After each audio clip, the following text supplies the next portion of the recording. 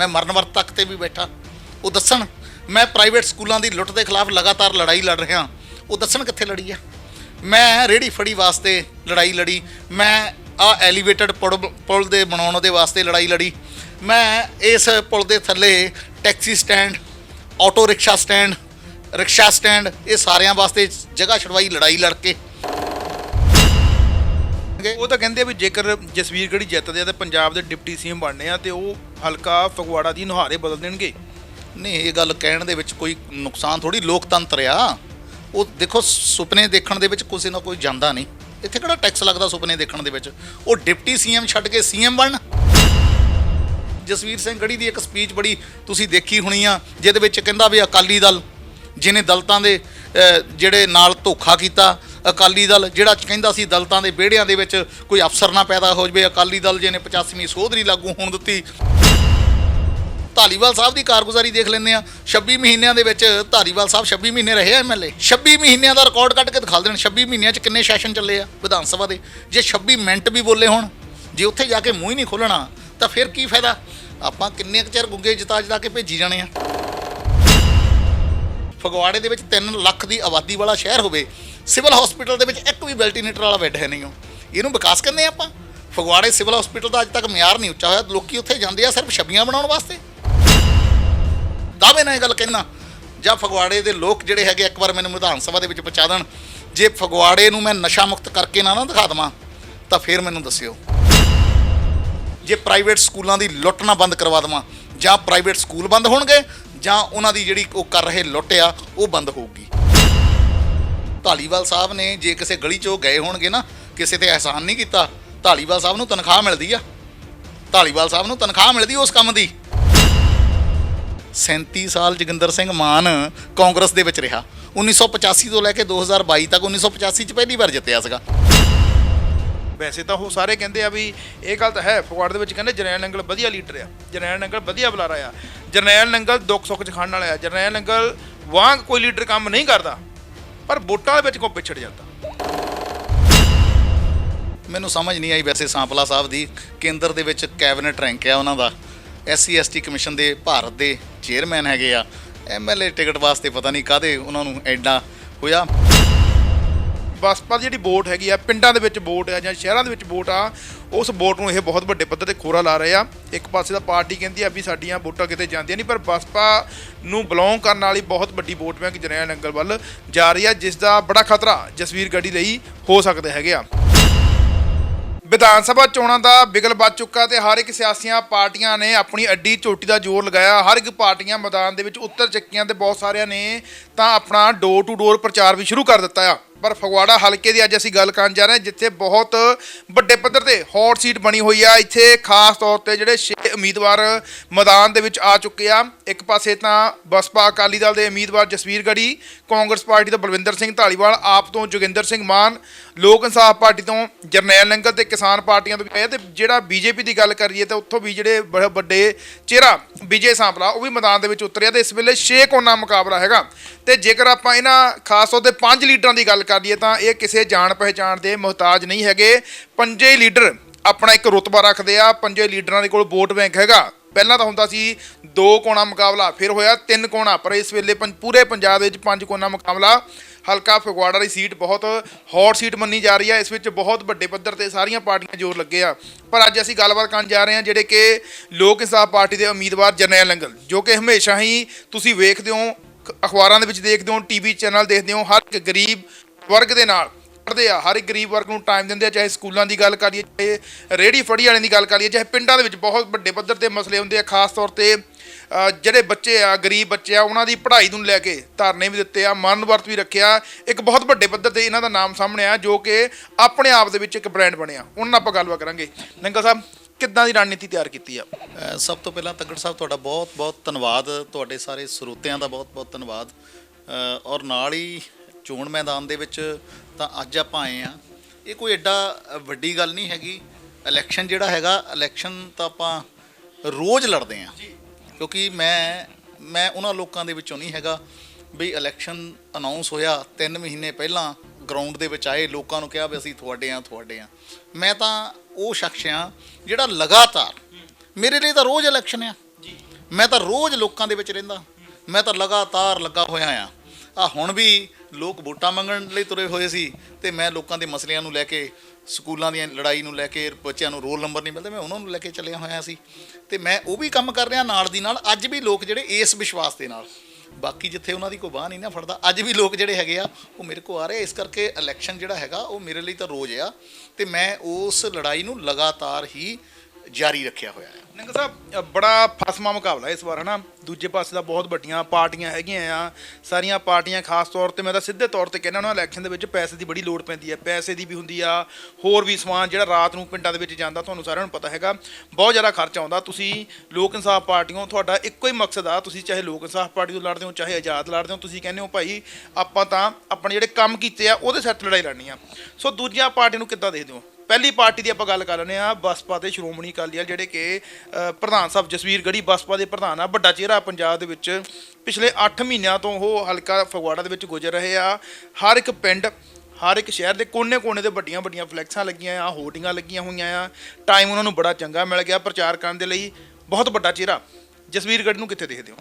ਦੇਖੋ, ਮੈਂ ਪਹਿਲਾਂ ਜੇ ਮੈਂ ਆਪਣੀ ਗੱਲ ਕਰਾਂ, ਦੇਖੋ ਇਹ ਤੁਹਾਡੀ ਗੱਲ ਬਿਲਕੁਲ ਠੀਕ ਆ ਵੀ ਇਲੈਕਸ਼ਨ ਲੜਨਾ ਜਿਹੜਾ ਹੈਗਾ ਉਹ ਬੜੇ ਵੱਡੇ ਬਜਟ ਦਾ ਕੰਮ ਹੈਗਾ। ਮੈਂ ਪੈਸੇ ਦੇ ਮਾਮਲੇ ਦੇ ਵਿੱਚ ਉਹਨਾਂ ਦਾ ਮੁਕਾਬਲਾ ਨਹੀਂ ਕਰ ਸਕਦਾ। ਜਿੰਨੇ ਵੀ ਉਮੀਦਵਾਰ ਖੜੇ ਆ ਉਹਨਾਂ ਸਾਰਿਆਂ ਕੋਲ ਬੇਅੰਤ ਪੈਸਾ, ਭਾਵੇਂ ਉਹ ਗਲਤ ਤਰੀਕੇ ਨਾਲ ਕਮਾਇਆ ਹੋਇਆ ਆ, ਬੇਅੰਤ ਪੈਸਾ। ਪੈਸੇ ਦੇ ਮਾਮਲੇ 'ਚ ਮੈਂ ਉਹਨਾਂ ਦਾ ਮੁਕਾਬਲਾ ਨਹੀਂ ਕਰ ਸਕਦਾ। ਸਾਧਨਾਂ ਦੇ ਮਾਮਲੇ ਦੇ ਵਿੱਚ ਮੈਂ ਉਹਨਾਂ ਦਾ ਮੁਕਾਬਲਾ ਨਹੀਂ ਕਰ ਸਕਦਾ। ਉਹ ਸਾਧਨ ਸੰਪੰਨ ਲੋਕ ਨੇ, ਲੇਕਿਨ ਕੰਮ ਦੇ ਮਾਮਲੇ ਦੇ ਵਿੱਚ ਉਹ ਮੇਰਾ ਮੁਕਾਬਲਾ ਨਹੀਂ ਕਰ ਸਕਦੇ। ਇਹ ਗੱਲ ਮੈਂ ਚੈਲੰਜ ਕਰਕੇ ਕਹਿੰਦਾ, ਜਿਹੜੇ ਮਰਜ਼ੀ ਮੈਦਾਨ ਦੇ ਵਿੱਚ ਉਹ ਆ ਜਾਣ।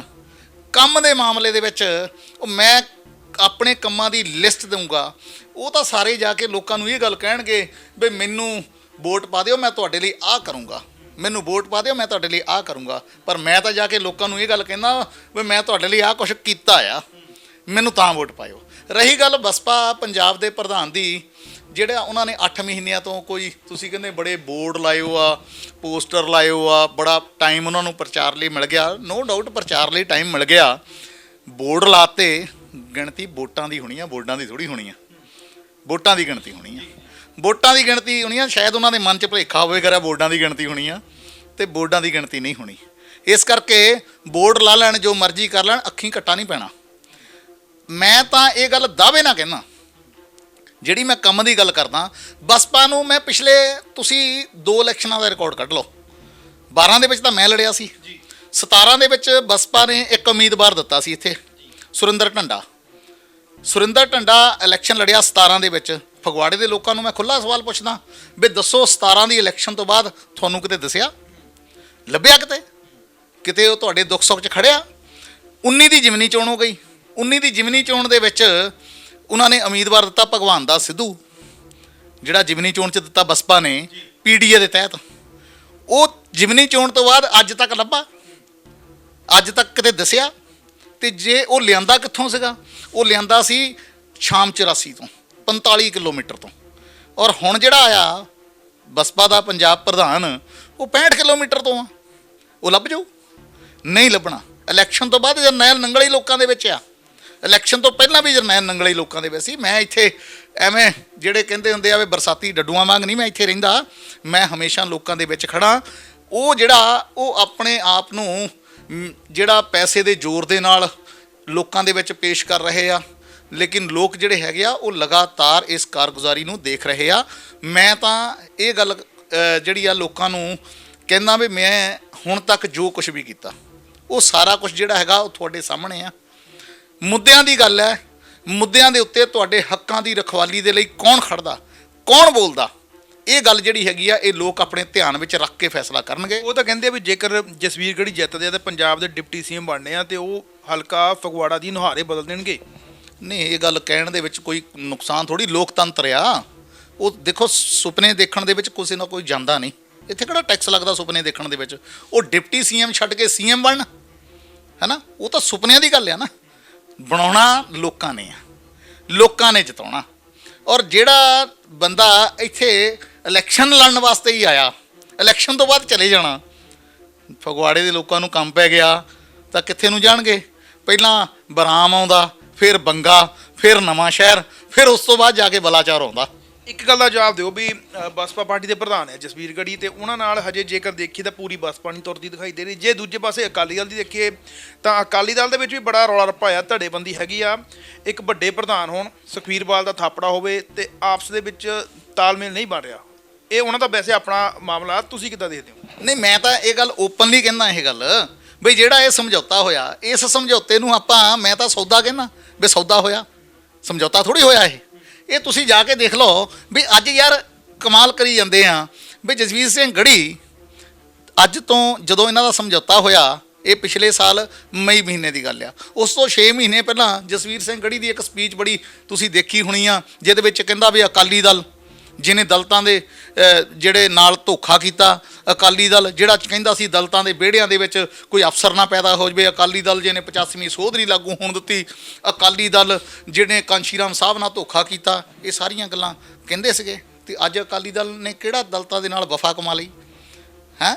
ਜਦੋਂ ਤੁਸੀਂ ਕਹਿੰਦੇ ਹੋ ਵੀ ਤੁਸੀਂ ਗਰੀਬੀ ਵਰਗ ਦੇ, ਚਾਹੇ ਦਲਿਤ ਆ ਚਾਹੇ ਜਨਰਲ ਸਮਾਜ ਆ, ਜੋ ਵੀ ਗਰੀਬੀ ਵਰਗ ਆ, ਚਾਹੇ ਆਪਾਂ ਰੇਹੜੀ ਫੜੀਆਂ ਦੀ ਗੱਲ, ਤੁਸੀਂ ਕਹਿੰਦੇ ਵੀ ਤੁਸੀਂ ਬਾਂਹ ਫੜਦੇ ਹੋ, ਤੁਸੀਂ ਹਰ ਵੇਲੇ ਖੜਦੇ ਹੋ। ਬਸਪਾ ਵੀ ਇੱਦਾਂ ਕਹਿ ਰਹੀ ਆ, ਉਹ ਕਹਿੰਦੀ ਅਸੀਂ ਬੇਸਹਾਰਿਆਂ ਦੇ ਸਹਾਰਾ ਆ। ਫਿਰ ਫਰਕ ਕੀ ਹੈਗਾ ਤੁਹਾਡੇ ਦੋਹਾਂ 'ਚ? ਮੈਂ ਤਾਂ ਕਰਕੇ ਦੱਸਿਆ ਨਾ, ਉਹ ਦੱਸਣ ਤਾਂ ਸਹੀ, ਕਰਕੇ ਤਾਂ ਦੱਸਣ, ਕਰਕੇ ਦਿਖਾਲਣ ਵੀ ਅਸੀਂ ਆਹ ਕੀਤਾ। ਮੈਂ ਫਗਵਾੜੇ ਦੇ ਵਿੱਚ ਪੋਸਟ ਮੈਟ੍ਰਿਕ ਸਕਾਲਰਸ਼ਿਪ ਸਕੀਮ ਦੇ ਲਈ ਲਗਾਤਾਰ 10 ਸਾਲ ਹੋ ਗਏ ਮੈਨੂੰ ਵਰਕ ਕਰਦੇ ਨੂੰ, ਲਗਾਤਾਰ 10 ਸਾਲ। ਉਹ ਦੱਸਣ ਮੈਂ ਮਰਨ ਵਰਤ ਤੱਕ ਤੇ ਵੀ ਬੈਠਾ, ਉਹ ਦੱਸਣ ਮੈਂ ਪ੍ਰਾਈਵੇਟ ਸਕੂਲਾਂ ਦੀ ਲੁੱਟ ਦੇ ਖਿਲਾਫ ਲਗਾਤਾਰ ਲੜਾਈ ਲੜ ਰਿਹਾ, ਉਹ ਦੱਸਣ ਕਿੱਥੇ ਲੜੀ ਆ। ਮੈਂ ਰੇਹੜੀ ਫੜੀ ਵਾਸਤੇ ਲੜਾਈ ਲੜੀ, ਮੈਂ ਐਲੀਵੇਟਡ ਪੁਲ ਦੇ ਬਣਾਉਣ ਦੇ ਵਾਸਤੇ ਲੜਾਈ ਲੜੀ, ਮੈਂ ਇਸ ਪੁਲ ਦੇ ਥੱਲੇ taxi stand, auto rickshaw stand, rickshaw stand, ਇਹ ਸਾਰਿਆਂ ਵਾਸਤੇ ਜਗ੍ਹਾ ਛਡਵਾਈ ਲੜਾਈ ਲੜ ਕੇ। ਮੈਂ ਦੱਸਾਂ ਵੀ ਜੇ ਫਗਵਾੜੇ ਦੇ ਵਿੱਚ ਅਵਾਰਾ ਪਸ਼ੂ ਘੁੰਮਦੇ ਆ, ਉਹਨਾਂ ਨੂੰ ਲਿਜਾ ਕੇ ADC ਦੇ ਦਫ਼ਤਰ ਕਿਉਂ ਬੰਨਿਆ? ਮੈਨੂੰ ਵੀ ਧਮਕੀਆਂ ਮਿਲਦੀਆਂ ਸੀ, ਮੈਂ ਇਸ ਕਰਕੇ ਬੰਨਿਆ ਸੀ ਕਿ ਉਹ ਜਿਹੜੇ ਅਵਾਰਾ ਤੁਰੇ ਜਾਂਦੇ ਪਸ਼ੂ ਆ, ਉਹ ਲੋਕਾਂ ਦੇ ਹਾਦਸਿਆਂ ਦਾ ਕਾਰਨ ਬਣਦੇ, ਕਈਆਂ ਦੀ ਮੌਤ ਵੀ ਹੋ ਗਈ ਆ। ਲੇਕਿਨ ਉਹ ਕੰਮ ਕਿਹਨੇ ਕੀਤਾ? ਉਹ ਵੀ ਜਾ ਕੇ ਮੈਨੂੰ ਹੀ ਕਰਨਾ ਪਿਆ। ਇਹ ਚੀਜ਼ਾਂ ਜਿਹੜੀਆਂ ਹੈਗੀਆਂ ਮੈਂ ਤਾਂ ਕਰਕੇ ਕਹਿ ਰਿਹਾ, ਮੈਂ ਤਾਂ ਕੀਤੀਆਂ ਹੋਈਆਂ ਤਦ ਕਹਿ ਰਿਹਾ। ਲੋਕਾਂ ਦੇ ਨਾਲ ਮੈਂ ਥਾਣਿਆਂ ਦੇ ਵਿੱਚ ਜਦੋਂ ਕਿਸੇ ਨੂੰ ਇਨਸਾਫ ਨਹੀਂ ਮਿਲਦਾ, ਪੁਲਿਸ ਦੇ ਖਿਲਾਫ ਪੰਚਾਇਤ ਕਿਹਨੇ ਕੀਤੀ? ਮੈਂ ਹੀ ਕੀਤੀ। ਪੁਲਿਸ ਦੇ ਖਿਲਾਫ ਪੰਚਾਇਤ ਕਰਨ ਵਾਲਾ ਕਿਹੜਾ ਸ਼ਖਸ ਆ? ਅਸੀਂ ਆ। ਜੇ ਇਹ ਚੀਜ਼ਾਂ ਜਿਹੜੀਆਂ ਹੈਗੀਆਂ, ਇਹ ਚੀਜ਼ਾਂ ਉਹ ਦਿਖਾਲਣ ਤਾਂ ਵੀ ਅਸੀਂ ਕੀ ਕੀਤਾ। ਉਹਨਾਂ ਨੇ ਸਿਰਫ ਲੋਕਾਂ ਨੂੰ ਇਮੋਸ਼ਨਲੀ ਬਲੈਕਮੇਲ ਕੀਤਾ, ਲੋਕਾਂ ਨੂੰ ਜਜ਼ਬਾਤੀ ਕਰਦੇ ਆ। ਜਦੋਂ ਦੇਖ ਲਓ ਉਦੋਂ ਇੱਕੋ ਹੀ ਗੱਲ ਕਰੀ ਜਾਣੀ ਆ। ਤਾਂ ਉਹ ਚੀਜ਼ ਜਿਹੜੀ ਹੈਗੀ ਆ, ਉਹ ਅੱਜ ਲੋਕਾਂ ਦੇ ਸਮਝ ਵਿੱਚ ਆ ਗਈ ਆ। ਅੱਜ ਅਸੀਂ ਜਿਹੜੀ ਆਪਣੀ ਕੰਮ ਕੀਤਾ ਹੋਇਆ, ਉਸ ਕੰਮ ਦੇ ਆਧਾਰ ਦੇ ਉੱਤੇ ਵੋਟ ਮੰਗ ਰਹੇ ਹਾਂ। ਉਹ ਉੱਦਾਂ ਤਾਂ ਸਾਰੀਆਂ ਪਾਰਟੀਆਂ ਕਹੀ ਜਾਂਦੀਆਂ ਅਸੀਂ ਗਰੀਬਾਂ ਦੇ ਹਮਦਰਦ ਹਾਂ, ਅਸੀਂ ਗਰੀਬਾਂ ਦੇ ਹਮਦਰਦ ਹਾਂ। ਗੱਲ ਤਾਂ ਇੱਦਾਂ ਹੁੰਦੀ ਆ ਬਈ ਪੰਜਾਬੀ ਦੀ ਕਹਾਵਤ ਆ, ਜਾਂ ਰਾਹ ਪਿਆ ਜਾਣੇ ਜਾਂ ਵਾਹ ਪਿਆ ਜਾਣੇ। ਕਾਂਗਰਸ ਦੇ ਉਮੀਦਵਾਰ ਬਲਵਿੰਦਰ ਸਿੰਘ ਧਾਲੀਵਾਲ ਜਿਹੜੇ ਕਾਂਗਰਸ ਪਾਰਟੀ ਦੇ MLA ਵੀ ਆ, ਹੁਣ ਜਿਮਨੀ ਚੋਣ ਜਿੱਤੇ ਆ, ਕਿੱਦਾਂ ਦੇਖਦੇ ਹੋ ਉਹਨਾਂ ਦਾ ਮੁਕਾਬਲਾ? ਉਹ ਦੇਖੋ, ਕਾਂਗਰਸ ਪਾਰਟੀ ਦੇ ਉਮੀਦਵਾਰ ਜਿਹੜੇ ਬਲਵਿੰਦਰ ਸਿੰਘ ਧਾਲੀਵਾਲ, ਮੈਂ ਮੁਕਾਬਲੇ ਦੀ ਤਾਂ ਗੱਲ ਹੀ ਨਹੀਂ ਕਰਦਾ। ਕਾਂਗਰਸ ਪਾਰਟੀ ਦੀ ਸਰਕਾਰ ਰਹੀ ਆ, ਆਪਾਂ ਸਰਕਾਰ ਦੀ ਕਾਰਗੁਜ਼ਾਰੀ ਦੇਖ ਲੈਂਦੇ ਹਾਂ, ਧਾਲੀਵਾਲ ਸਾਹਿਬ ਦੀ ਕਾਰਗੁਜ਼ਾਰੀ ਦੇਖ ਲੈਂਦੇ ਹਾਂ। 26 ਮਹੀਨਿਆਂ ਦੇ ਵਿੱਚ ਧਾਲੀਵਾਲ ਸਾਹਿਬ 26 ਮਹੀਨੇ ਰਹੇ MLA।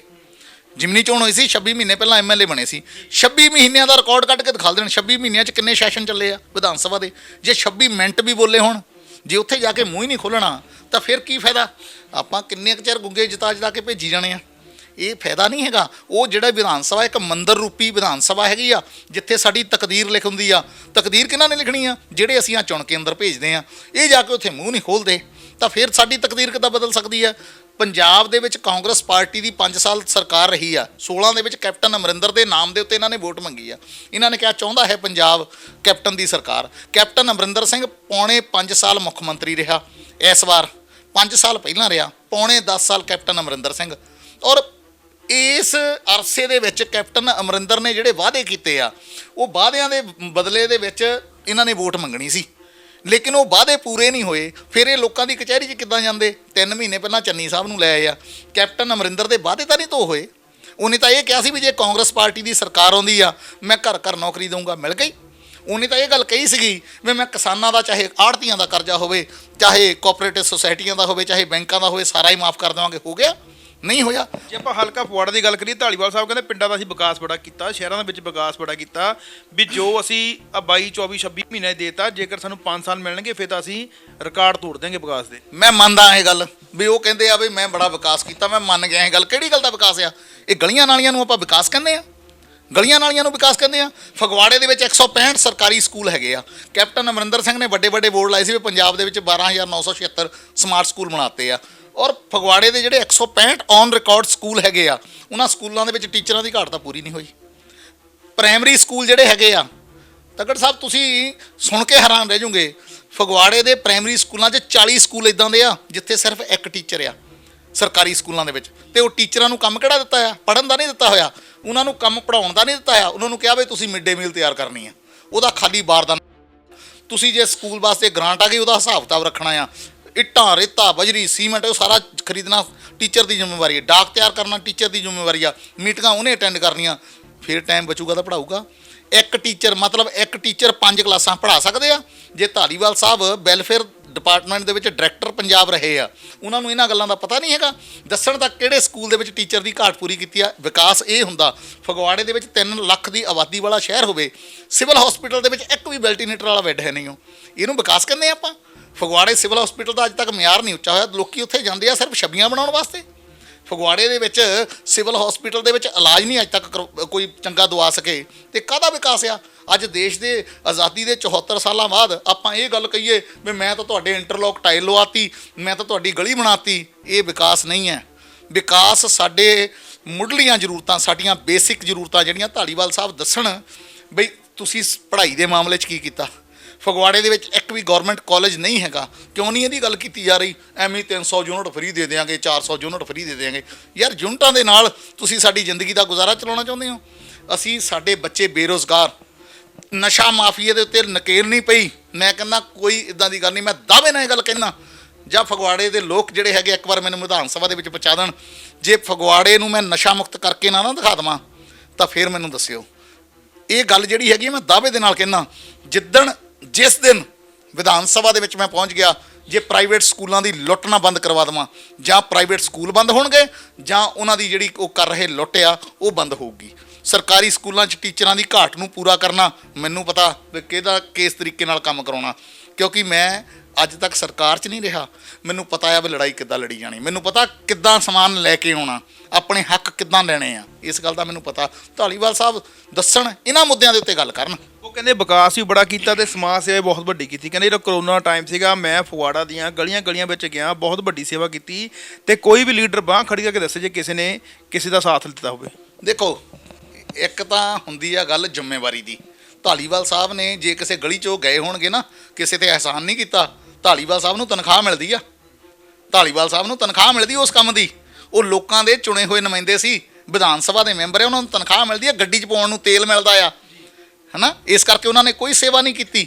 ਸੇਵਾ ਉਹ ਬੰਦਾ ਕਹਿ ਸਕਦਾ ਜਿਹਨੇ ਘਰ ਦੇ ਵਿੱਚੋਂ ਆਪਣੀ ਗੱਡੀ ਦੇ ਵਿੱਚ ਤੇਲ ਪਵਾਇਆ ਹੋਵੇ, ਜਿਹਨੇ ਆਪਣਾ ਨੁਕਸਾਨ ਕਰਕੇ ਲੋਕਾਂ ਦੇ ਵਿੱਚ ਵਿਚਰਿਆ ਹੋਵੇ। ਤੁਸੀਂ ਕੀ ਕੀਤਾ? ਮੈਂ ਕਿਹਾ ਜੀ ਤੁਸੀਂ ਮੇਰੀ ਸਾਰੇ ਸੋਸ਼ਲ ਅਕਾਊਂਟ ਚੈੱਕ ਕਰ ਲਿਓ, ਪਤਾ ਲੱਗ ਜੂਗਾ। ਪਰ ਮੈਂ ਉਸ ਗੱਲ ਦਾ ਰੌਲਾ ਨਹੀਂ ਪਾਉਣਾ ਚਾਹੁੰਦਾ ਵੀ ਮੈਂ ਕਰੋਨਾ ਦੇ ਦੌਰ 'ਚ ਆਹ ਕੀਤਾ ਉਹ ਕੀਤਾ। ਪਰ ਇਹਨਾਂ ਨੇ ਇੱਕ ਕੰਮ ਜ਼ਰੂਰ ਕੀਤਾ, ਤੁਹਾਡੀ ਨਜ਼ਰਾਂ ਦੇ ਵਿੱਚ ਵੀ ਹੋਣਾ। ਗੁਰਦੁਆਰਾ ਸਿੰਘ ਸਭਾ ਦੇ ਵਿੱਚੋਂ ਜਦੋਂ ਰਾਸ਼ਨ ਦੇ ਬੋਰੇ ਫੜੇ ਗਏ ਆ, ਖਾਲੀ ਬੋਰੇ ਹਜ਼ਾਰਾਂ ਦੀ ਗਿਣਤੀ ਦੇ ਵਿੱਚ ਫੜੇ ਗਏ ਆ, ਉਹ ਰਾਸ਼ਨ ਕਿੱਥੇ ਗਿਆ ਉਹ ਵੀ ਦੱਸ ਦੇਣ ਮਾੜਾ ਜਿਹਾ ਵੀ ਜਿਹੜਾ ਸਰਕਾਰ ਨੇ ਭੇਜਿਆ ਸੀਗਾ ਤੇ ਲੋਕਾਂ 'ਚ ਵੰਡਣਾ ਸੀ, ਉਹ ਕਿੱਦਾਂ ਦੱਬ ਲਿਆ, ਇਹ ਵੀ ਦੱਸ ਦੇਣ ਮਾੜਾ ਜਿਹਾ। ਬਈ ਉੱਦਾਂ ਤਾਂ ਕਹਿੰਦੇ ਮੈਂ ਲੋਕਾਂ 'ਚ ਬੜਾ ਵਿਚਰਿਆ, ਕੋਈ ਆਸਾਨ ਨਹੀਂ ਕੀਤਾ। ਜੇ ਕਿਸੇ ਗਲੀ 'ਚ ਗਏ ਹੋਣਗੇ, ਵੈਸੇ ਤਾਂ ਗਏ ਨਹੀਂ, ਜੇ ਕਿਤੇ 2-4 ਗਲੀਆਂ 'ਚ ਜਾ ਕੇ ਫੋਟੋ ਖਿਚਾ ਵੀ ਲਈ ਹੋਊਗੀ ਤਾਂ ਉਹਦੇ ਵਾਸਤੇ ਵੀ ਧਾਲੀਵਾਲ ਸਾਹਿਬ ਨੂੰ ਤਨਖਾਹ ਮਿਲੀ ਆ, ਉਹਦੇ ਵਾਸਤੇ ਵੀ ਧਾਲੀਵਾਲ ਸਾਹਿਬ ਨੂੰ ਗੱਡੀ ਦਾ ਤੇਲ ਮਿਲਿਆ ਆ। ਇਸ ਕਰਕੇ ਕੋਈ ਅਹਿਸਾਨ ਨਹੀਂ ਕੀਤਾ। ਕੋਈ ਕਹਿੰਦੇ ਜਿਹੜੇ ਪਹਿਲਾਂ ਐਮਐਲਏ ਨੇ ਕੰਮ ਨਹੀਂ ਕੀਤੇ, ਬਲਵਿੰਦਰ ਸਿੰਘ ਧਾਲੀਵਾਲ ਨੇ ਇਹੋ ਜਿਹੇ ਕਾਰਜ ਕਰਤੇ, ਹੁਣ ਪਿੰਡਾਂ ਦੇ ਵਿੱਚ ਸ਼ਹਿਰਾਂ ਦੇ ਵਿੱਚ ਪੂਰੀ ਉਹਨਾਂ ਦੇ ਹੱਕ 'ਚ ਹਨੇਰੀ ਚੱਲਦੀ ਆ ਵੀ ਉਹਨਾਂ ਦਾ ਮੁਕਾਬਲਾ ਕੋਈ ਨਹੀਂ, ਉਹ ਜਿੱਤ ਕੇ ਆਉਣਗੇ। ਮੈਂ ਤੁਹਾਨੂੰ ਕਹਿ ਤਾ ਵੀ ਪਹਿਲੇ ਐਮਐਲਏ ਨੇ ਵੀ ਸਕੂਲਾਂ ਦੇ ਵਿੱਚ ਟੀਚਰਾਂ ਦੀ ਘਾਟ ਨਹੀਂ ਪੂਰੀ ਕੀਤੀ। ਪਹਿਲੇ ਐਮਐਲਏ ਨੇ ਵੀ ਫਗਵਾੜੇ ਨੂੰ ਗਵਰਨਮੈਂਟ ਕਾਲਜ ਨਹੀਂ ਲਿਆ ਕੇ ਦਿੱਤਾ। ਪਹਿਲੇ ਐਮਐਲਏ ਨੇ ਵੀ ਪੋਸਟ ਮੈਟ੍ਰਿਕ ਸਕਾਲਰਸ਼ਿਪ ਸਕੀਮ ਲਾਗੂ ਨਹੀਂ ਕਰਤੀ। ਪਹਿਲੇ ਐਮਐਲਏ ਨੇ ਵੀ ਨਸ਼ਾ ਵਿਕਣਾ ਬੰਦ ਨਹੀਂ ਕੀਤਾ। ਪਹਿਲੇ ਐਮਐਲਏ ਨੇ ਵੀ ਥਾਣਿਆਂ ਦੇ ਵਿੱਚ ਇਨਸਾਫ ਦਿਵਾਉਣ ਲਈ ਕੋਈ ਕੰਮ ਨਹੀਂ ਕੀਤਾ। ਪਹਿਲੇ ਐਮਐਲਏ ਨੇ ਵੀ ਰਿਸ਼ਵਤਖੋਰੀ ਬੰਦ ਨਹੀਂ ਕਰਵਾਈ। ਇਹ ਦੱਸ ਦੇਣ ਕਿਹੜਾ ਕੰਮ ਕੀਤਾ। ਇਹ ਕੰਮ ਪਹਿਲੇ ਐਮਐਲਏ ਨੇ ਵੀ ਨਹੀਂ ਕੀਤਾ। ਜੇ ਇਹਨੇ ਕੀਤਾ ਤਾਂ ਦੱਸ ਦੇਵੇ, ਕਿਸੇ ਨੇ ਵੀ ਨਹੀਂ ਕੀਤਾ। ਮੈਂ ਦਾਅਵਾ ਕਰਦਾ ਇਸ ਗੱਲ ਦਾ। ਲਓ ਫਗਵਾੜੇ ਦੇ ਲੋਕ ਇੱਕ ਵਾਰ ਵਿਧਾਨ ਸਭਾ ਪਹੁੰਚਾਉਣ, ਮੈਂ ਦੱਸ ਦਊਂਗਾ ਕਿ ਐਮਐਲਏ ਦੀ ਡਿਊਟੀ ਕੀ ਹੁੰਦੀ ਆ। ਮੈਂ ਦੱਸ ਦਊਂਗਾ ਕਿ ਉਹਨਾਂ ਦੇ ਹੱਕਾਂ ਦੀ ਰਖਵਾਲੀ ਕਿੱਦਾਂ ਕੀਤੀ ਜਾਂਦੀ ਹੈ। ਲਿੰਗਰ ਸਾਹਿਬ ਇੱਕ ਗੱਲ ਦਾ ਜਵਾਬ ਦਿਓ, ਇਹ ਮੈਂ ਨਹੀਂ, ਇਹਦਾ ਸਾਰੇ ਫਗਵਾੜੇ ਦੇ ਲੋਕ ਜਾਣਦੇ ਆ, ਇਹ ਜੋ ਗੱਲਾਂ ਤੁਸੀਂ ਕਹਿ ਰਹੇ ਹੋ ਠੀਕ ਆ, ਤੁਸੀਂ ਸਕੂਲਾਂ ਦੇ ਵਿੱਚ ਵੀ ਲੜਾਈ ਲੜੀ ਆ, ਤੁਸੀਂ ਪੁਲ ਦੀ ਲੜਾਈ ਵੀ ਲੜੀ ਆ, ਤੁਸੀਂ ਰੇਹੜੀ ਫੜੀਆਂ ਲੜਾਈ ਵੀ ਲੜੀ ਆ, ਪਿੰਡਾਂ ਦੇ ਵਿੱਚ ਵੀ ਜਾਂਦੇ ਹੋ, ਜਦੋਂ ਦੇਖੋ ਥਾਣਿਆਂ ਕਚਹਿਰੀਆਂ 'ਚ ਫਿਰਦੇ ਹੋ, ਕਦੇ ਕਿਸੇ ਨਾਲ ਕਦੇ ਕਿਸੇ ਨਾਲ। ਪਰ ਵੋਟ ਪਾਉਣ ਵੇਲੇ ਲੋਕਾਂ ਦਾ ਮਨ ਚੇਂਜ ਕਿਉਂ ਹੋ ਜਾਂਦਾ? ਵੈਸੇ ਤਾਂ ਉਹ ਸਾਰੇ ਕਹਿੰਦੇ ਆ ਵੀ ਇਹ ਗੱਲ ਤਾਂ ਹੈ, ਫਗਵਾੜੇ ਦੇ ਵਿੱਚ ਕਹਿੰਦੇ ਜਰਨੈਲ ਨੰਗਲ ਵਧੀਆ ਲੀਡਰ ਆ, ਜਰਨੈਲ ਨੰਗਲ ਵਧੀਆ ਬੁਲਾਰਾ ਆ, ਜਰਨੈਲ ਨੰਗਲ ਦੁੱਖ ਸੁੱਖ 'ਚ ਖੜਨ ਵਾਲਾ ਆ, ਜਰਨੈਲ ਨੰਗਲ ਵਾਂਗ ਕੋਈ ਲੀਡਰ ਕੰਮ ਨਹੀਂ ਕਰਦਾ, ਪਰ ਵੋਟਾਂ ਦੇ ਵਿੱਚ ਕਿਉਂ ਪਿਛੜ ਜਾਂਦਾ?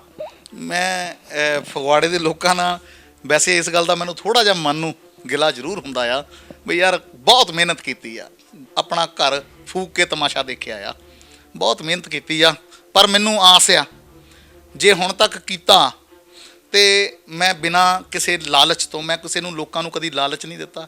ਇਹ ਲੋਕ ਵੋਟਾਂ ਲਈ ਨਸ਼ਾ ਵੀ ਵੰਡਦੇ ਆ, ਪੈਸਾ ਵੀ ਵੰਡਦੇ ਆ, ਹੋਰ ਵੀ ਤਰ੍ਹਾਂ ਤਰ੍ਹਾਂ ਦੇ ਲਾਲਚ ਦਿੰਦੇ ਆ।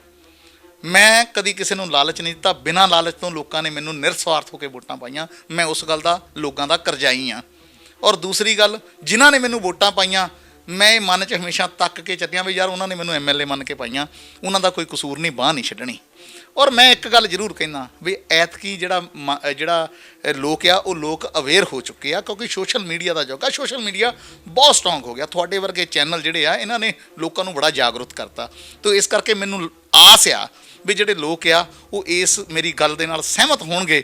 ਔਰ ਲੋਕ ਜਿਹੜੇ ਇਸ ਵਾਰ ਆਪ ਮੁਹਾਰੇ ਇਹ ਮਨ ਬਣਾ ਕੇ ਬੈਠੇ ਆ ਵੀ ਨਹੀਂ ਯਾਰ ਸਾਰਿਆਂ ਨੂੰ ਪਰਖ ਲਿਆ, ਜਿਹੜਾ ਸਾਡਾ ਭਰਾ ਸਾਡਾ ਬੱਚਾ ਲਗਾਤਾਰ ਫਗਵਾੜੇ ਦੇ ਵਿੱਚ ਸਾਡੀ ਲੜਾਈ ਲੜ ਰਿਹਾ। ਮੈਂ ਦੇਖਦਾ ਹੁੰਦਾ ਸੀ ਜਦੋਂ ਤੁਸੀਂ ਸਕੂਲਾਂ ਦੇ ਵਿੱਚ ਖੜੇ ਹੁੰਦੇ ਸੀ, ਤੁਸੀਂ ਲਾਈਵ ਆਪਣੇ ਪੇਜ ਤੇ ਹੁੰਦੇ ਸੀ, ਉਦੋਂ ਬਹੁਤ ਸਾਰੀਆਂ ਮਹਿਲਾਵਾਂ ਵੀ ਹੁੰਦੇ ਸੀ, ਨਿਆਣੇ ਦੇ ਮਾਂ-ਬਾਪ ਹੁੰਦੇ ਸੀ, ਉਹ ਰੋਂਦੇ ਹੁੰਦੇ ਸੀ। ਉਹ ਕਹਿੰਦੇ ਯਾਰ ਸਾਡੇ ਨਾਲ ਕੋਈ ਖੜਾ ਨਹੀਂ ਹੋਇਆ ਵੀ ਜਰਨੈਲ ਨੰਗਲ ਖੜਾ ਹੋਇਆ, ਖੜਾ ਹੋਇਆ ਵੀ ਨਹੀਂ। ਕਿਸੇ ਪਾਰਟੀ ਲੀਡਰ ਦੀ ਗੱਲ ਕਰ ਲਓ, ਉਦੋਂ ਤਾਂ ਰੋਂਦੇ ਸੀਗੇ, ਤੁਹਾਨੂੰ ਜੱਫੀਆਂ ਪਾਉਂਦੇ ਸੀ, ਤੁਹਾਡਾ ਧੰਨਵਾਦ ਵੀ ਕਰਦੇ ਸੀ। ਨਹੀਂ ਹੁਣ ਕੋਈ ਆਸ ਹੈ ਇਸ ਵਾਰ ਸ਼ਹਿਰ ਦੇ ਵਿੱਚੋਂ, ਖਾਸ ਤੌਰ ਸ਼ਹਿਰ ਦੇ ਵਿੱਚੋਂ? ਬਿਲਕੁਲ ਬਿਲਕੁਲ, ਲੋਕ ਜਿਹੜੇ ਹੈਗੇ ਬਹੁਤ ਪਿਆਰ ਦੇ ਰਹੇ ਆ, ਲੋਕ ਮੈਨੂੰ ਬਹੁਤ ਜ਼ਿਆਦਾ ਜਿਹੜਾ ਹੈਗਾ ਉਹ ਸਤਿਕਾਰ ਦੇ ਰਹੇ ਆ। ਔਰ ਮੈਨੂੰ ਆਸ ਆ ਵੀ ਇਹ ਜਿਹੜੇ ਨਤੀਜੇ ਆ ਬਹੁਤ ਵਧੀਆ ਹੋਣਗੇ। ਔਰ ਮੈਂ ਇੱਕ ਗੱਲ ਜ਼ਰੂਰ ਕਹਿਣੀ ਚਾਹੁੰਦਾ ਵੀ ਜਿਹੜੇ ਦੂਸਰੀਆਂ ਪਾਰਟੀਆਂ ਵਾਲੇ ਹੈਗੇ ਆ ਨਾ, ਕੋਈ ਵੀ ਪਾਰਟੀ ਹੋਵੇ ABCD, ਇਹਨਾਂ ਨੇ ਗਲਤ ਤਰੀਕੇ ਨਾਲ ਕਮਾਇਆ ਹੋਇਆ ਧਨ ਜਿਹੜਾ ਨਾ ਅੱਜ ਲੋਕਾਂ ਦੇ ਵਿੱਚ ਖਿਲਾਰ ਕੇ ਇਹਨਾਂ ਨੇ ਇੱਥੋਂ ਵੋਟਾਂ ਇੱਕ ਕਿਸਮ ਦੀ ਖਰੀਦੋ ਫਰੋਖਤ ਹੀ ਹੋ ਰਹੀ ਆ। ਜੇ ਆਪਾਂ ਸ਼ਰਾਬ, ਜੇ ਆਪਾਂ ਹੋਰ ਕੋਈ ਨਸ਼ਾ ਜਾਂ ਪੈਸੇ ਵੰਡਦੇ ਆ, ਖਰੀਦੋ ਫਰੋਖਤ ਹੀ ਆ। ਖਰੀਦੋ ਫਰੋਖਤ ਤੋਂ ਬਾਅਦ ਇਹ ਵਪਾਰੀ ਬਣ ਜਾਂਦੇ ਆ ਵੀ ਆਹ ਇਨਵੈਸਟ ਕਰ ਲਓ ਤੇ ਫਿਰ ਬਾਅਦ 'ਚ ਇਕੱਠੇ ਕਰਨੇ ਆ। ਜਿੱਤਣ ਤੋਂ ਬਾਅਦ ਇਹਨਾਂ ਨੇ ਝੋਨਾ ਨਹੀਂ ਝਾੜਨਾ, ਲੋਕਾਂ ਨੂੰ ਹੀ ਝਾੜਨਾ। ਲੇਕਿਨ ਮੈਂ ਇੱਕ ਗੱਲ ਕਹਿੰਦਾ, ਇਹ ਲੋਕ ਜਿਹੜੇ ਆ ਇਹ ਪੈਸਾ ਕਿੱਥੋਂ ਆਉਂਦਾ ਇਹਨਾਂ ਨੂੰ ਪੈਸਾ ਆਉਂਦਾ ਜਾਂ ਵੱਡੇ ਮਿੱਲ ਮਾਲਕਾਂ ਦੇ ਕੋਲੋਂ, ਇਹਨਾਂ ਨੂੰ ਪੈਸਾ ਆਉਂਦਾ ਵੱਡੇ ਇੰਡਸਟਰੀਲਿਸਟਾਂ ਦੇ ਕੋਲੋਂ, ਇਹਨਾਂ ਨੂੰ ਪੈਸਾ ਆਉਂਦਾ ਵੱਡੇ ਕਾਰਪੋਰੇਟ ਘਰਾਣਿਆਂ ਦੇ ਕੋਲੋਂ, ਜਿਹੜੀਆਂ ਵੱਡੀਆਂ ਪਾਰਟੀਆਂ ਉਹਨਾਂ ਕੋਲੋਂ ਪੈਸੇ ਲੈਂਦੀਆਂ। ਤੇ ਫਿਰ ਜਿੱਤਣ ਤੋਂ ਬਾਅਦ ਇਸ਼ਾਰਾ ਕਿਹਦਾ ਮੰਨਦੀਆਂ? ਉਹਨਾਂ ਦਾ ਹੀ ਮੰਨਦੀਆਂ। ਜਿਹਨੇ ਪੈਸਾ ਦੇਣਾ, ਜਿਹਨੇ ਸਹਾਰਾ ਦੇਣਾ, ਉਹਨੇ ਇਸ਼ਾਰਾ ਵੀ ਦੇਣਾ। ਤੇ ਮੈਨੂੰ ਇਲੈਕਸ਼ਨ ਕੌਣ ਲੜਾਉਂਦਾ? ਮੇਰੇ ਵਰਕਰ, ਮੇਰੇ ਨਾਲ ਦੇ ਸਾਥੀ। ਮੈਨੂੰ ਕੋਈ 100 ਰੁਪਈਆ ਇਕੱਠਾ ਕਰਕੇ ਦਿੰਦਾ, ਮੈਨੂੰ ਕੋਈ 1000 ਰੁਪਈਆ ਦਿੰਦਾ, ਮੈਨੂੰ ਕੋਈ 5000 ਰੁਪਈਆ ਦਿੰਦਾ, ਮੈਂ ਉਸ ਪੈਸੇ ਦੇ ਨਾਲ ਇਲੈਕਸ਼ਨ ਲੜਦਾ। ਔਰ ਫਿਰ ਮੈਂ ਜਿੱਤਣ ਤੋਂ ਬਾਅਦ ਇਸ਼ਾਰਾ ਕਿਹਦਾ ਮੰਨੂਗਾ? ਜਿਹਨੇ ਮੈਨੂੰ ਆਪਣੀ ਨੇਕ ਕਮਾਈ ਦੇ ਵਿੱਚੋਂ 100 50 ਕਰਕੇ ਦਿੱਤਾ, ਮੈਂ ਫਿਰ ਇਸ਼ਾਰਾ ਵੀ ਤਾਂ ਉਹਨਾਂ ਦਾ ਹੀ ਮੰਨਣਾ। ਇਸ ਕਰਕੇ ਇਹ ਲੋਕ ਉਹਨਾਂ ਦੇ ਇਸ਼ਾਰਿਆਂ 'ਤੇ ਕੰਮ ਤਾਂ ਕਰਦੇ ਆ ਕਿਉਂਕਿ ਉਹ ਪੈਸਾ ਲਾਉਂਦੇ ਆ ਇਹਨਾਂ ਦੇ ਉੱਤੇ। ਔਰ ਮੈਂ ਉਹਨਾਂ ਦੇ ਇਸ਼ਾਰਿਆਂ 'ਤੇ ਤਾਂ ਕੰਮ ਕਰਦਾ ਕਿਉਂਕਿ ਉਹ ਲੋਕ ਮੈਨੂੰ ਇਲੈਕਸ਼ਨ ਲੜ। ਦਿੱਲੀ ਵਾਲੇ ਕਹਿੰਦੇ ਵੀ ਇੱਕ ਮੌਕਾ ਹੁਣ ਦੇ ਦਿਓ ਕੇਜਰੀਵਾਲ ਨੂੰ, ਵੀ ਬਦਲ ਦਿਆਂਗੇ ਪੰਜਾਬ। ਕੇਜਰੀਵਾਲ ਸਾਹਿਬ ਦੀ ਇੱਕ ਸਟੇਟਮੈਂਟ ਮੈਨੂੰ ਯਾਦ ਆਉਂਦੀ ਆ ਵੀ ਕੇਜਰੀਵਾਲ ਸਾਹਿਬ ਨੇ ਜਦੋਂ ਪਾਰਟੀ ਬਣਾਈ ਸੀ ਉਹ ਕਹਿੰਦਾ ਹਮ ਰਾਜਨੀਤੀ ਕਰਨੇ ਨਹੀਂ, ਰਾਜਨੀਤੀ ਬਦਲਨੇ ਆਏ ਹੈ।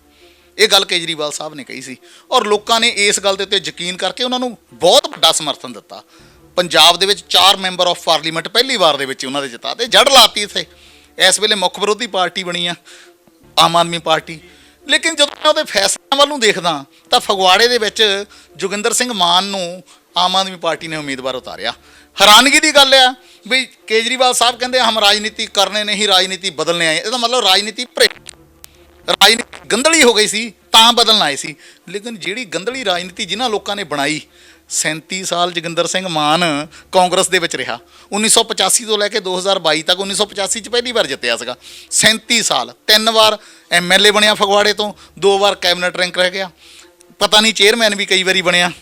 ਇਹ ਲੋਕ ਸਿਸਟਮ ਬਣਾਉਣ ਵਾਲੇ ਆ। ਵਿਜੇ ਸਾਂਪਲਾ ਵੀ ਕਹਿੰਦੇ ਵੀ ਨਵਾਂ ਪੰਜਾਬ ਭਾਜਪਾ ਦੇ ਨਾਲ, ਵੀ ਮੌਕਾ ਦਿਓ ਇਸ ਵਾਰ, ਕੇਂਦਰ ਦੇ ਵਿੱਚ ਸਰਕਾਰ ਆ, ਪੰਜਾਬ ਦੇ ਵਿੱਚ ਬਣਾ ਦਿਓ ਤਾਂ ਸਾਰੇ ਦੁੱਖ ਦੂਰ ਕਰ ਦਿਆਂਗੇ। ਮੈਨੂੰ ਸਮਝ ਨਹੀਂ ਆਈ ਵੈਸੇ ਸਾਂਪਲਾ ਸਾਹਿਬ ਦੀ।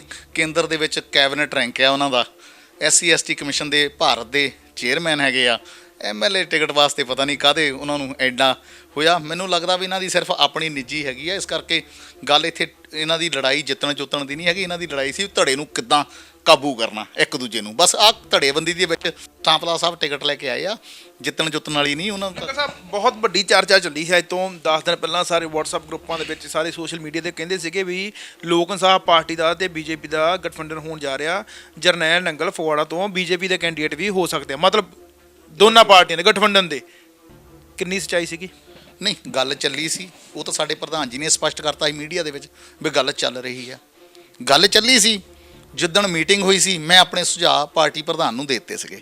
ਉਸ ਤੋਂ ਬਾਅਦ ਵਿੱਚ ਗੱਲ ਚੱਲੀ, ਸਿਰੇ ਨਹੀਂ ਚੜੀ, ਅੱਜ ਲੜ ਰਹੇ ਹਾਂ।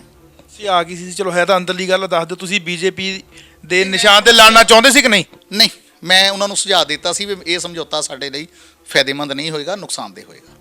ਮੈਂ ਆਪਣਾ ਸੁਝਾਅ ਦੇ ਦਿੱਤਾ ਸੀ। ਇਹ ਪਾਰਟੀ ਪ੍ਰਧਾਨ ਬਾਕੀ ਸਾਰੇ ਸਤਿਕਾਰਯੋਗ ਮੈਂਬਰਾਂ ਨੇ ਜੋ ਫੈਸਲਾ ਕੀਤਾ, ਉਸ ਫੈਸਲੇ ਤੇ ਖੜੇ ਹਾਂ। ਸੋ ਕੀ ਕਹਿਣਾ ਚਾਹੋਗੇ ਆਖਰ ਦੇ ਵਿੱਚ ਹਲਕਾ ਫਗਵਾੜਾ ਦੇ ਲੋਕਾਂ ਨੂੰ? ਮੈਂ ਹਲਕਾ ਫਗਵਾੜਾ ਦੇ ਲੋਕਾਂ ਨੂੰ ਇੱਕੋ ਹੀ ਗੱਲ ਕਹਿਣੀ ਚਾਹੁੰਦਾ ਕਿ ਮੈਂ ਫਗਵਾੜੇ ਦਾ, ਮੇਰਾ ਜਨਮ ਫਗਵਾੜੇ ਦਾ, ਮੇਰੇ ਬਾਪ ਦਾ ਜਨਮ ਫਗਵਾੜੇ ਦਾ, ਮੇਰੇ ਬਾਪ ਦੇ ਬਾਪ ਦਾ ਜਨਮ ਫਗਵਾੜੇ ਦਾ, ਮੇਰੇ ਦਾਦੇ ਦੇ ਬਾਪ ਦਾ ਜਨਮ ਵੀ ਫਗਵਾੜੇ ਦਾ ਹੀ ਆ। ਮੈਂ ਇੱਥੋਂ ਦਾ ਜੰਮ ਪਲਿਆ। ਮੈਂ ਤੁਹਾਡਾ ਹੀ ਬੱਚਾ ਆ, ਤੁਹਾਡਾ ਹੀ ਭਰਾ ਆ, ਤੁਹਾਡਾ ਹੀ ਪੁੱਤਰ ਆ। ਤੋ ਇਹ ਜਿਹੜੀ ਚੀਜ਼ ਆ, ਮੈਂ ਨਾ ਪਿਛਲੇ ਤੁਸੀਂ 10 ਸਾਲ ਦਾ ਰਿਕਾਰਡ ਚੈੱਕ ਕਰ ਲਓ, ਮੈਂ ਇਲੈਕਸ਼ਨ ਲੜਨ ਤੋਂ ਬਾਅਦ ਕਿਤੇ ਗਾਇਬ ਨਹੀਂ ਹੋਇਆ, ਤੁਹਾਨੂੰ ਪਿੱਠ ਨਹੀਂ ਦਿਖਾਈ। ਮੈਂ ਹੁਣ ਵੀ ਬੇਨਤੀ ਕਰਦਾ ਕਿ ਜੇ ਮੈਂ ਇੰਨਾ ਕੁਛ ਦਿਨ ਭਰ ਰਾਤ ਨਿਰਸਵਾਰਥ ਹੋ ਕੇ ਤੁਹਾਡੇ ਲਈ ਕੰਮ ਕੀਤਾ, ਇੱਕ ਵਾਰ ਵਿਧਾਨ ਸਭਾ ਦੀਆਂ ਪੌੜੀਆਂ ਚੜ੍ਹਾ ਦਿਓ, ਇੱਕ ਵਾਰ ਤੁਸੀਂ ਜਿਤਾ ਕੇ ਭੇਜੋ। ਮੈਂ ਤੁਹਾਨੂੰ ਕਦੇ ਵੀ ਸ਼ਰਮਿੰਦਗੀ ਮਹਿਸੂਸ ਨਹੀਂ ਹੋਣ ਦੂੰਗਾ। ਤੁਸੀਂ ਕਦੀ ਇਹ ਨਹੀਂ ਗੱਲ ਕਹੋਗੇ ਵੀ ਜਰਨੈਲ ਨੂੰ ਵੋਟ ਪਾਈ ਸੀ ਤੇ ਜਰਨੈਲ ਨੇ ਯਾਰ ਸਾਡਾ ਪਿੱਛਾ ਨਹੀਂ ਕੀਤਾ ਜਾਂ ਸਾਡੀ ਵੋਟ ਦਾ ਮੁੱਲ ਨਹੀਂ ਮੋੜਿਆ। ਮੈਂ ਇਸ ਗੱਲ ਲਈ ਤੁਹਾਡੇ ਨਾਲ ਵਾਅਦਾ ਕਰਦਾ, ਇੱਕ ਵਾਰ ਆਪਣੇ ਇਸ ਭਰਾ ਨੂੰ, ਆਪਣੇ ਬੱਚੇ ਨੂੰ ਵਿਧਾਨ ਸਭਾ ਪਹੁੰਚਾ ਕੇ ਦਿਖਾਓ। ਸੋ ਇਹ ਸਨ ਜਰਨੈਲ ਨੰਗਲ, ਜੋ ਕਿ ਵਾਕਈ ਲੰਬੇ ਟਾਈਮ ਤੋਂ ਲੋਕਾਂ ਨਾਲ ਜੂਝਦੇ ਆ, ਵੱਖ-ਵੱਖ ਮੁੱਦਿਆਂ ਦੇ ਲੋਕਾਂ ਨਾਲ ਲੜਦੇ ਆ, ਪੁਲਿਸ ਨਾਲ ਲੜਦੇ ਆ, ਅਫਸਰਾਂ ਨਾਲ ਲੜਦੇ ਆ, ਕਹਿੰਦੇ ਆ ਵੀ ਲੋਕਾਂ ਨੂੰ ਇਨਸਾਫ ਦੇ ਦਿਓ। ਪਰ ਹੁਣ ਅੱਜ, ਪਹਿਲਾਂ ਤਾਂ ਲੋਕ ਇਹਨਾਂ ਦੀ ਕਚਹਿਰੀ 'ਚ ਆਉਂਦੇ ਸੀ ਵੀ ਨੰਗਲ ਸਾਹਿਬ ਸਾਡੇ ਨਾਲ ਤੁਰੋ, ਪਰ ਹੁਣ ਜਰਨੈਲ ਨੰਗਲ ਲੋਕਾਂ ਦੀ ਕਚਹਿਰੀ 'ਚ ਜਾ ਕੇ ਖੜੇ ਆ ਵੀ ਤੁਸੀਂ ਸਾਡੇ ਨਾਲ ਖੜੋ। ਦੇਖਣਾ ਇਹ ਆ ਵੀ ਜਿੰਨਾ ਚਿਰ ਤਾਂ ਇਹਨਾਂ ਨੇ ਲੋਕਾਂ ਲਈ ਕੰਮ ਕੀਤਾ, ਕੀ ਉਹ ਲੋਕ ਇਹਨਾਂ ਨਾਲ ਖੜਦੇ ਆ ਜਾਂ ਫਿਰ ਜਿਵੇਂ ਪਹਿਲਾਂ ਰਵਾਇਤੀ ਪਾਰਟੀਆਂ ਦੇ ਪਿੱਛੇ ਲੱਗ ਕੇ ਜਿੱਥੇ ਜਿੱਥੇ ਹਰੇਕ ਦਾ ਮਨ ਕਰਦਾ ਉੱਥੇ ਇਹ ਵੋਟ ਪਾਉਂਦੇ ਆ। ਪਰ ਇੱਕ ਬਹੁਤ ਵੱਡਾ ਇਹ ਜਸਵੀਰ ਗੜੀ ਜਿਹੜੇ ਬਸਪਾ ਪ੍ਰਧਾਨ ਹੈਗੇ, ਉਹਨਾਂ ਲਈ ਬੜਾ ਵੱਡਾ ਚੈਲੰਜ ਬਣਿਆ, ਕਿਉਂਕਿ ਬਸਪਾ ਦੀ ਜਿਹੜੀ ਵੋਟ ਹੈਗੀ ਆ, ਪਿੰਡਾਂ ਦੇ ਵਿੱਚ ਵੋਟ ਆ ਜਾਂ ਸ਼ਹਿਰਾਂ ਦੇ ਵਿੱਚ ਵੋਟ ਆ, ਉਸ ਵੋਟ ਨੂੰ ਇਹ ਬਹੁਤ ਵੱਡੇ ਪੱਧਰ ਤੇ ਖੋਰਾ ਲਾ ਰਹੇ ਆ। ਇੱਕ ਪਾਸੇ ਦਾ ਪਾਰਟੀ ਕਹਿੰਦੀ ਆ ਵੀ ਸਾਡੀਆਂ ਵੋਟਾਂ ਕਿਤੇ ਜਾਂਦੀਆਂ ਨਹੀਂ, ਪਰ ਬਸਪਾ ਨੂੰ ਬਿਲੋਂਗ ਕਰਨ ਵਾਲੀ ਬਹੁਤ ਵੱਡੀ ਵੋਟ ਬੈਂਕ ਜਰਨੈਲ ਨੰਗਲ ਵੱਲ ਜਾ ਰਹੀ ਆ, ਜਿਸ ਦਾ ਬੜਾ ਖਤਰਾ ਜਸਵੀਰ ਗੜੀ ਲਈ ਹੋ ਸਕਦੇ ਹੈਗੇ ਆ। ਬਾਕੀ ਸੋਚ ਆ ਲੋਕਾਂ ਨੇ ਕਿਸ ਨੂੰ ਲੀਡਰ ਬਣਾਉਣਾ, ਕਿਸ ਨੂੰ ਆਪਣਾ ਐਮਐਲਏ ਬਣਾਉਣਾ, ਇਹ ਤਾਂ 20 ਫਰਵਰੀ ਨੂੰ ਵੋਟਾਂ ਪਾ ਕੇ ਦੱਸਾਂਗੇ। ਇਹਦਾ ਰਿਜ਼ਲਟ ਜਿਹੜਾ 10 ਮਾਰਚ ਨੂੰ ਆ ਜਾਣਾ, ਉਸ ਦਿਨ ਪਤਾ ਲੱਗ ਜਾਣਾ। ਪਰ ਇਹਨਾਂ ਦੀ ਅਪੀਲ ਆ, ਇਹਨਾਂ ਵੱਲੋਂ ਇਹ ਕਿਹਾ ਜਾ ਰਿਹਾ ਵੀ ਮੇਰੇ ਕੰਮਾਂ ਨੂੰ ਦੇਖ ਕੇ ਵੋਟਾਂ ਪਾਓ। ਬਾਕੀ ਲੀਡਰ ਆਉਂਦੇ ਆ, ਵੋਟਾਂ ਪਾਉਂਦੇ ਆ, ਭੱਜ ਜਾਂਦੇ ਆ, ਜਦੋਂ ਤੁਸੀਂ ਮੁੜ ਕੇ ਉਹਨਾਂ ਦੇ ਦਰ ਤੇ ਜਾਂਦੇ ਆ ਤਾਂ ਕੁੰਡੇ ਨਹੀਂ ਖੋਲਦੇ। ਪਰ ਜੇਕਰ ਤੁਸੀਂ ਜਰਨੈਲ ਨੰਗਲ ਨਾਲ ਖੜੋਗੇ, ਜਰਨੈਲ ਨੰਗਲ ਪਹਿਲਾਂ ਖੜਦਾ ਆ ਰਿਹਾ ਤੇ ਕਹਿੰਦੇ ਆ ਵੀ ਅੱਗੇ ਤੋਂ ਵੀ ਤੁਹਾਡੇ ਨਾਲ ਮੋਢੇ ਨਾਲ ਮੋਢਾ ਜੋੜ ਕੇ ਖੜਨਗੇ। ਫੈਸਲਾ ਹੁਣ ਲੋਕਾਂ ਦਾ, ਦੇਖਾਂਗੇ ਆਉਣ ਵਾਲੇ ਸਮੇਂ 'ਚ ਲੋਕ ਕਿਸ ਦੇ ਨਾਲ ਖੜਦੇ ਆ। ਕੈਮਰਾਮੈਨ ਜੱਸੀ ਸੈਣੀ ਦੇ ਨਾਲ ਹਰਦੀਪ ਸਿੰਘ ਤੱਗੜ, ਸਾਂਝ ਟੀਵੀ, ਫਗਵਾੜਾ। ਫਗਵਾੜਾ ਦੇ ਵਿੱਚ ਆਸ਼ੂ ਦੀ ਹੱਟੀ ਦਾ ਖੁੱਲਾ ਚੈਲੰਜ, ਜਿੱਥੋਂ ਤੁਹਾਨੂੰ ਮਿਲਣਗੇ ਸ਼ਹਿਰ ਵਿੱਚ ਸਭ ਤੋਂ ਸਸਤੇ ਰੇਟ ਤੇ ਸੂਟ, ਲਹਿੰਗੇ, ਸਾੜੀਆਂ ਤੇ ਪਲਾਜ਼ੋ। ਆਸ਼ੂ ਦੀ ਹੱਟੀ ਦਾ ਇੱਕ ਹੀ ਵਾਅਦਾ, ਤੁਹਾਨੂੰ ਮਿਲਣਗੇ ਵਧੀਆ ਕੁਆਲਿਟੀ ਦੇ ਕੱਪੜੇ, ਪਰ ਰੇਟ ਨਹੀਂ ਹੋਵੇਗਾ ਜ਼ਿਆਦਾ। ਇੱਕ ਵਾਰ ਵਿਜ਼ਿਟ ਜ਼ਰੂਰ ਕਰੋ ਆਸ਼ੂ ਦੀ ਹੱਟੀ, ਆਪੋਜ਼ਿਟ ਬੱਸ ਸਟੈਂਡ, ਫਗਵਾੜਾ।